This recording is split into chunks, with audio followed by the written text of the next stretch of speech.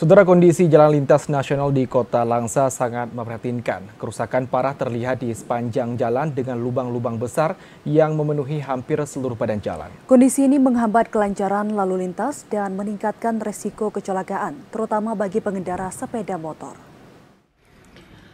Sejumlah pengendara terlihat kesulitan saat melintasi jalur ini. Tak jarang mereka kehilangan kendali dan terjatuh. Beberapa kecelakaan lalu lintas telah terjadi akibat kerusakan ini, menambah kekhawatiran di kalangan warga dan pengendara yang melintas setiap harinya. Salah seorang warga, Herman, mengungkapkan kerusakan jalan ini telah terjadi selama setahun terakhir. Ia khawatir kondisi jalan yang semakin rusak parah ini dapat membahayakan pengendara terutama sepeda motor.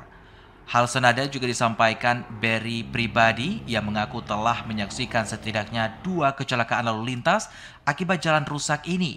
Ia mengungkapkan kekhawatirannya bahwa kecelakaan serupa bisa terus terjadi jika pemerintah tidak segera memperbaiki jalan tersebut. Kurang lebih, ya mungkin kalau lubang-lubang ini udah lama, mungkin hampir setahun ada, cuman dia mulai dari kecil-kecil, sekarang udah lumayan besar.